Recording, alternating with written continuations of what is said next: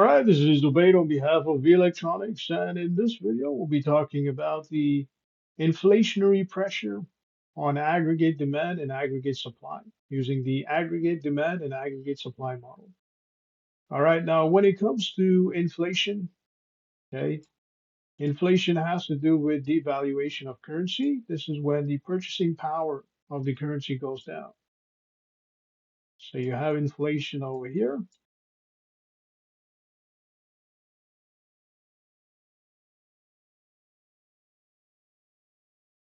Okay, this has to do with devaluation of currency.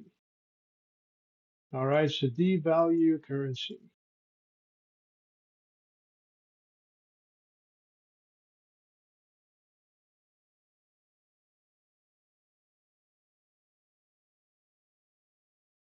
All right, which means the purchasing power of a currency goes down. All right, now this is the opposite of deflation. In a deflation, the money gets overvalued, the currency gets overvalued, okay, which means the purchasing power goes up. So this is overvalue.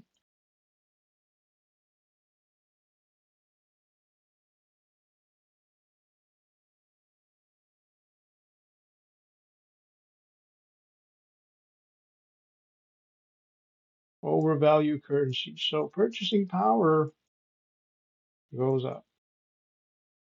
All right, now we also know that deflation causes recession, okay, which means that once inflation sets in, this inflation eventually leads to recession at some point, okay, either because of monetary and fiscal policies, okay, or okay, because of reduced consumer consumption, okay, because obviously in an inflation, okay, what ends up happening is the consumers may end up having a higher demand initially for products and services across the economy. Okay, however, this demand gets reduced as the purchasing power goes down. Okay, so the deflation will lead to a recession.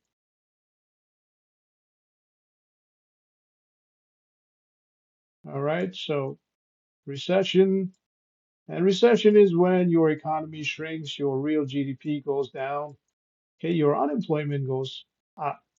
Okay, so recession.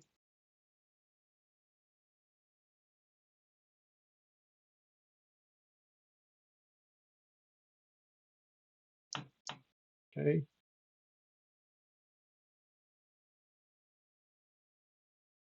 let's say your real GDP goes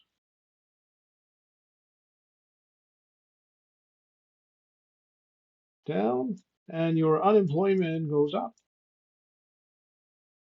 All right, so this is your unemployment over here. This goes up. All right, now if you were to understand this using your aggregate demand and aggregate supply model, okay, this is what it looks like. Okay, let's say this is your aggregate demand. This is your real GDP over here. This is our GDP.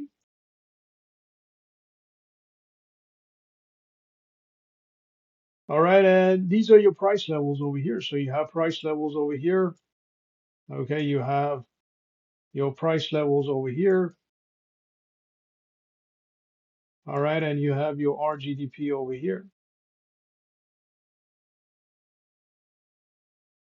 Okay, so what ends up happening is as the inflation sets in, okay, initially, let's say this is your full employment or potential GDP.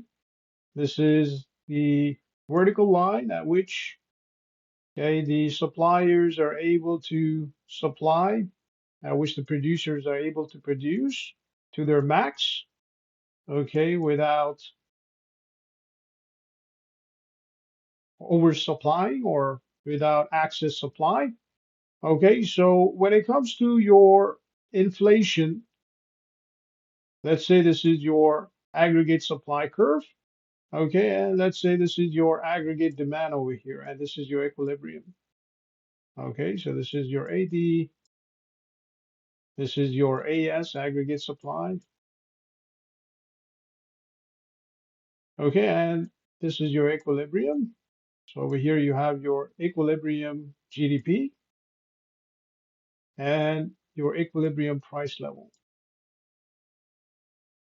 Okay, so as the inflation sets in, initially the demand may go up. Okay, so this is AS over here.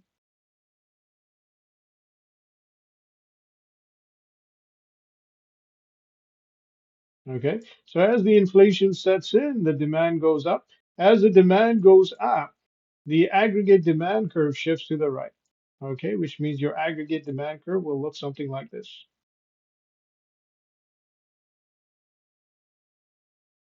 Okay, so this is aggregate demand curve, your new aggregate demand curve. Let's call it AD1. Okay, and we know that the new equilibrium point has a higher price level.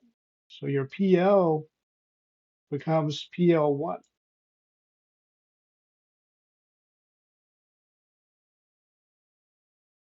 Okay, and we know that the quantity, okay, demanded goes up, as a result of which the real GDP goes up because of this curve. Okay, so aggregate demand leads to higher GDP. Let's call this G1 or GDP1. All right, now this is what happens initially. Okay, however, okay, as time passes by, okay, what's going to end up happening is your AD1, and let's assume that your AD1 is somewhere over here. Okay, this is your potential GDP, and this is your AD1.